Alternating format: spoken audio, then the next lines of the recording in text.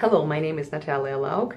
I am pianist, and today I'm going to talk about some typical reservations which parents usually are having before the child starting piano lessons. So the typical situation is the parents are unsure if they want to buy a piano because they don't know if the child will like piano or not. So let me answer this question. To be honest, the interest is going to be sparked with any kind of activity at this age. And unless a piano teacher is really rude, cruel, or indifferent to a child. So the student is going to be interested anyway, because everything is new to him. The piano is new, so that's really great. However, the real question is, will he be able to sustain this level of interest during this years of commitment that piano lessons and piano training takes? And the answer is no.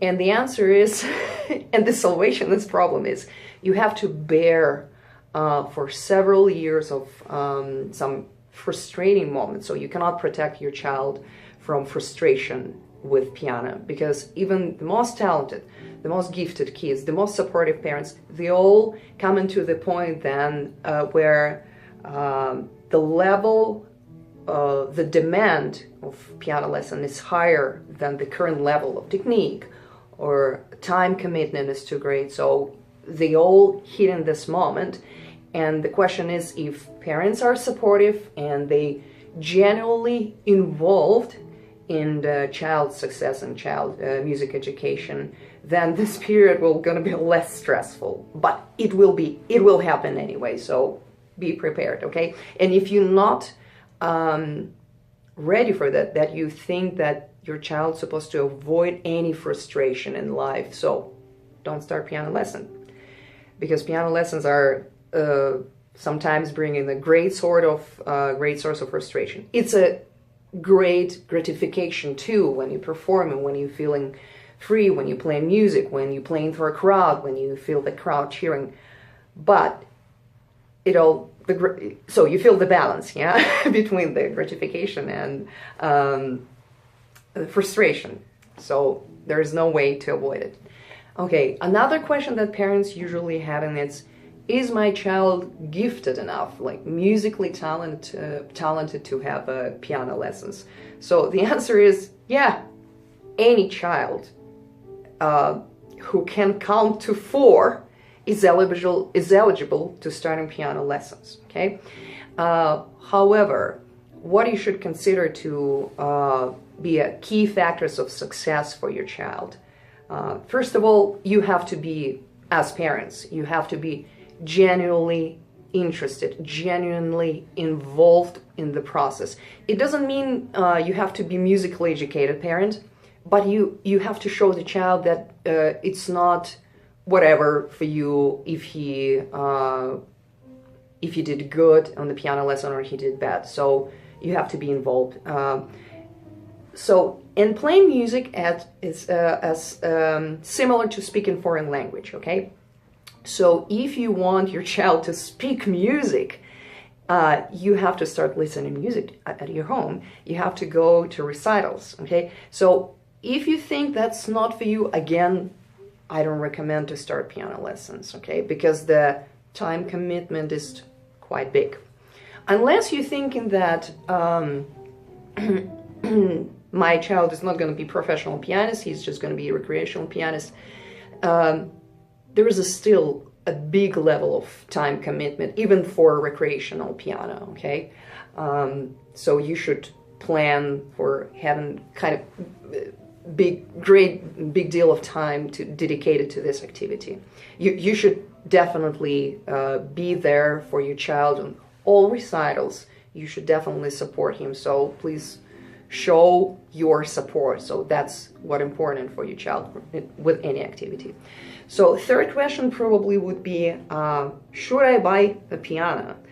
And I see the logic behind that question, because As a parent, you think, oh, that's a big money investment, and why should I start with buying piano if I don't know what my child is gonna play like, okay?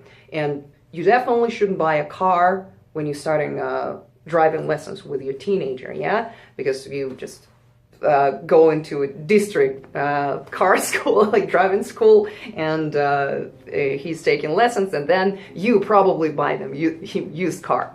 So I understand those reservations, and they seem reasonable to me. However, remember that the car and the piano playing is not the same. The piano playing is much more complex, brain muscle-wise connection, okay? To be able to produce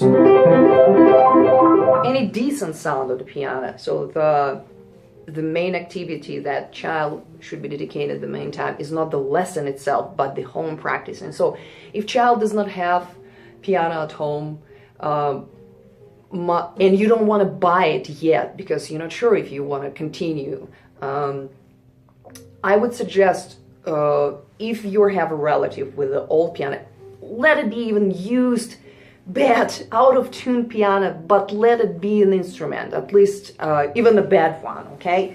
And of course, I personally think that any child should start playing at the Steinway at age 4, at the grand, because that's how you build very delicate, very sophisticated connection with how you're playing the key and how it responds to you. Because with the Alive, a really good instrument, there is a million of gradations of the sound you can make. But let's say you find a digital keyboard, you will have, with even the best, at least like 20 gradations. And with a live instrument, with the live piano, it's gonna be, the range is expanding much more. So the more a lively instrument responding, the better feedback child's brain gets, okay? So if it responds with 20 gradations of so the brain gonna learn 20 gradations of the different responses to your touch of the piano. But if you have a million, so your brain is gonna learn million. So rent piano, buy bet used one, go to the relative who has the piano, but please do have an instrument to start those lessons, okay? And as I said before, as I mentioned before, so the biggest problem is going to be to carry through those years of training, okay? Oh, another question would be, what if my child doesn't like the teacher? So,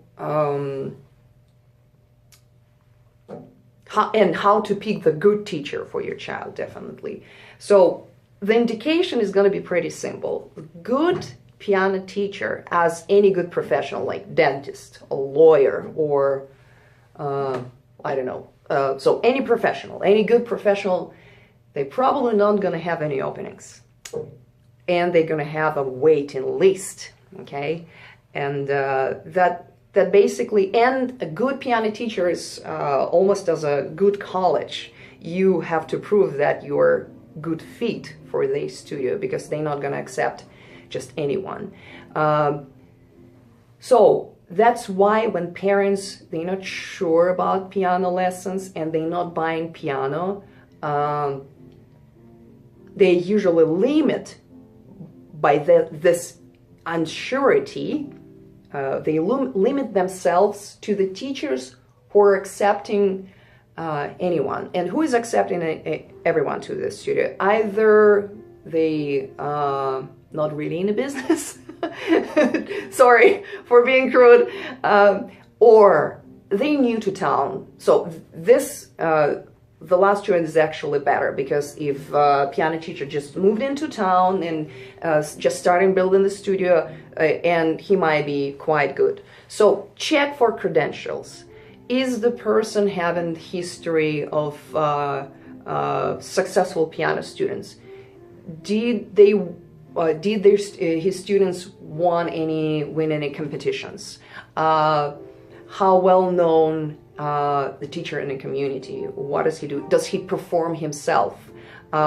If a teacher cannot, so ask if you do the interview, and usually the good teacher, he will make you pay for an audition because their time is so scheduled, so they cannot allow just an hour to be wasted without making money.